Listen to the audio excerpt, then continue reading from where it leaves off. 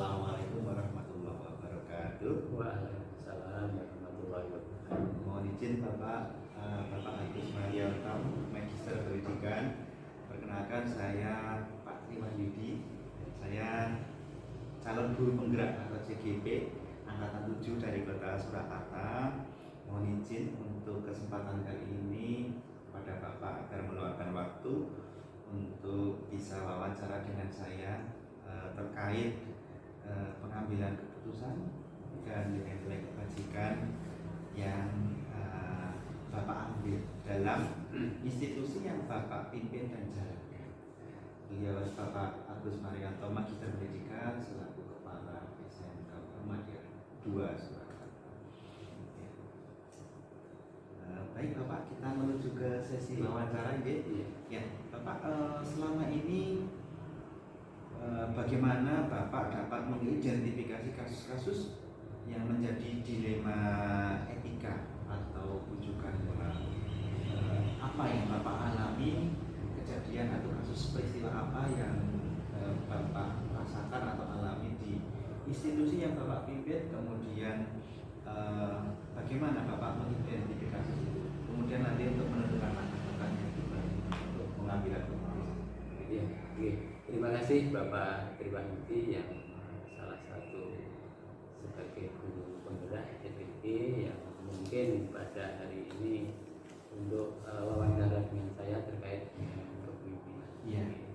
Jadi yang pertama, saya sebagai pimpinan dari sekolah ini ada hal-hal yang mungkin perlu kita sampaikan bersama ke warga sekolah terkait dengan apa yang kita alami selama ini. Iya. Jadi selama ini ada kasus pandemi, ya, pandemi yang kita alami tahun kemarin tahun yang lalu itu sangat betul-betul sangat menguras tenaga dan pikiran untuk semua warga sekolah kita. Iya. Jadi salah satunya adalah sering sekali kita sampaikan pada warga sekolah bahwa pandemi ini bukan hanya pimpinan saja yang bertanggung jawab, tapi tanggung jawab itu seluruh warga sekolah ikut bertanggung jawab. Sehingga saya sebagai pimpinan cuma sebagai koordinator gitu. Jadi kita menggerakkan, mengajak, terus nanti bagaimana supaya bisa melakukan tindak lanjut sekolah berjalan.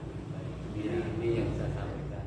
Salah satunya di pandemi saat ini masalah yang kita hadapi kan pembelajaran di sekolah tidak bisa berjalan, sehingga dari situ karena tidak bisa tatap muka, otomatis kita mencari jalan keluar supaya sekolah kita tetap eksis, bisa berjalan, bisa melakukan pembelajaran yang baik dengan efektif. Ya. Dan salah satunya kami sebagai kepala sekolah untuk mengambil langkah-langkah seperti itu selalu koordinasi dengan staf kami, termasuk di struktural yang ada sini kita libatkan. Yang di struktural itu siapa saja Bapak selain Bapak selaku pimpinan? Struktural yang ada di sini adalah dari wakil kami, dari kepala sekolah itu kita libatkan, termasuk ketua jurusan kita ajak ngomong terkait dengan pembelajaran.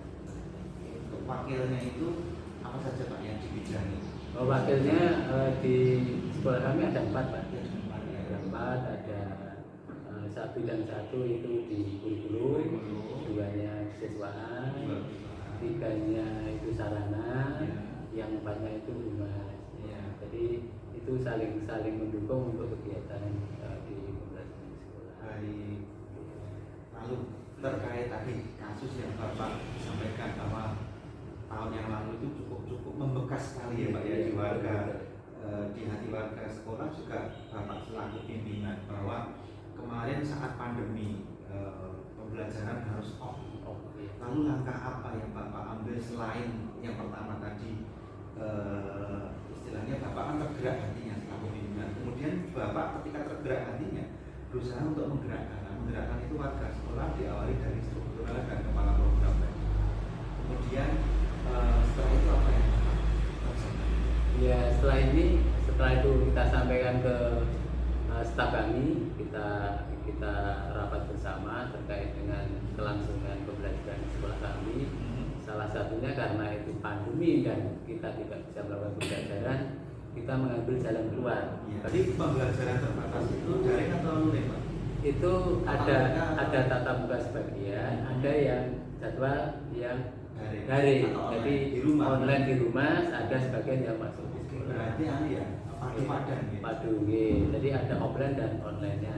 Sehingga dari kurikulum, ya dari saya dari staf kurikulum buat program, menyusun program yang ada di situ, mana yang harus offline, mana yang harus online, gitu. Sehingga sedikit sesuai ada yang online, ada yang offline itu masuk ke sekolah, otomatis yang mendukung SPP bisa masuk untuk kegiatan. Ya, intinya pembelajaran tidak berhenti ya, meskipun itu pandemi ya kita berusaha supaya bagaimana sekolah kita itu bisa eksis di mata masyarakat. Kebutuhan anak-anak dalam hal ilmu juga terpenuhi. Tidak off semua. Ya. Kemudian ketika ini Pak, ketika anak dimasukkan tatap muka waktu itu kan pandemi. Iya. Pandemi kan sangat-sangat berat ya Pak. Iya, betul. Itu protokol kesehatan yang dijalankan selain melibatkan dinas kesehatan, dinas pendidikan dan tim tindak COVID tadi apa Pak? Jadi begini, ya, jadi yang namanya protokol kesehatan itu tetap kita utamakan. Itu ada protokol kesehatan anak berangkat sekolah sampai masuk sekolah, nanti pulang ke sekolah. Guru, karyawan, semua anggota sekolah kita juga kita terapkan protokol kesehatan. Yeah. Jadi di sini di sekolah kami tentunya dari awal kita sudah di depan pintu gerbang sebelum masuk itu ada cek suhu. Jadi kita cek suhunya, kalau suhunya normal boleh kita masuk. Meskipun jadwalnya daring ya, daring itu kita offline di sekolah. Kalau itu nanti suhunya melebihi itu ya kita harus stop dulu. Ya, jadi kita nunggu 10 sampai 15 menit. Kalau kita cek lagi masih tinggi ya kita suruh pulang.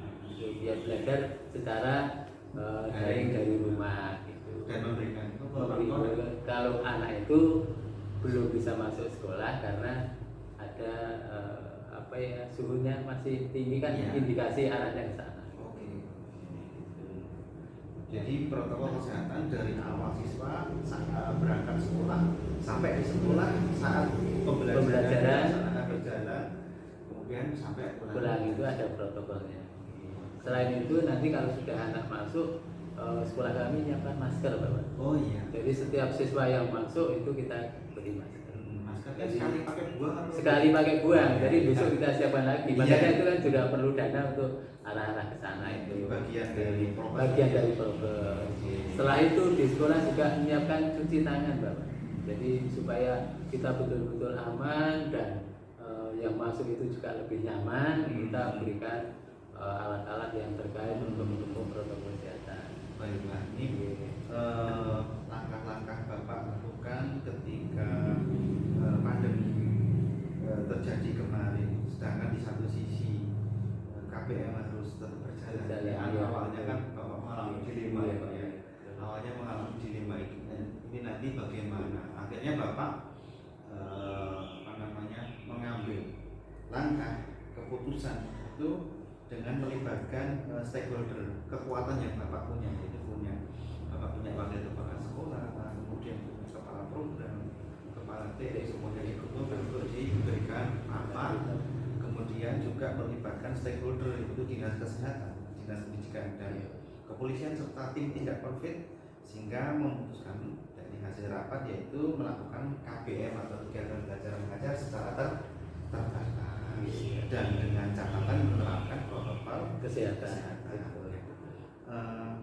Dari semua hal yang Bapak sampaikan tadi, pembelajaran apa nih yang Bapak bisa ambil secara keseluruhan untuk kemudian bisa dibagikan pengalaman kepada saya Pak selaku pimpinan. Jadi begini, apa yang saya sampaikan tadi tentunya tidak luput dari kita sebagai manusia biasa ya, meskipun kita sebagai pimpinan ya jangan semena-mena pada anak buah kita. Jadi kita saling bersama, kita saling, yang namanya institusi tidak bisa berjalan sendiri tanpa bantuan dengan rekan-rekan yang ada di sekolah. Sehingga kita ambil hikmahnya saja. Jangan suka mengecilkan orang lain, jangan suka kalau itu sebagai pimpinan langsung mengecas, oh ini tidak bagus ini orang ini. Iya. Kita harus melihat segi jelek dan segi bagusnya. Sehingga kalau kita bisa ngomong-ngomong bareng, kita bisa bicara dengan enak, nanti akan ketemu.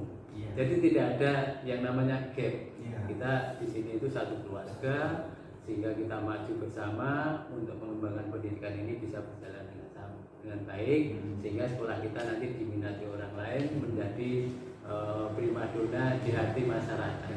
Mau saya seperti itu, sehingga tidak ada yang namanya oh ini kepala sekolah, ini anak buah, itu tidak ada. Kita saling kerjasama, partner kerja, sehingga saling menginspirasi gitu Bapak. Iya. Luar biasa sekali ini Pak, sharing kita pagi hari ini, pengalaman yang luar biasa dari Bapak. Tadi sudah disampaikan bahwa sebagai pimpinan tidak boleh semena-mena, tapi harus timbuk gitu ya Pak. Iya, timbuk. Saling bekerja sama agar sekolah kita itu berada di hati masyarakat dan mau menitipkan anaknya terus sekolah di SMK mahasiswa yang Bapak miliki. Jadi di sini tidak siapa pimpinan siapa anak buah, tapi ada sama-sama saling bekerja sama sebagai tim. Luar biasa sekali wawancara kita pagi hari ini, mendapatkan ilmu yang luar biasa. Terima kasih Pak Agus Marianto, Magister Pendidikan selaku kepala sekolah. Mohon maaf banyak kekurangan. Kami cukupkan Bapak. Iya. Terima kasih. Assalamualaikum warahmatullahi wabarakatuh. Waalaikumsalam.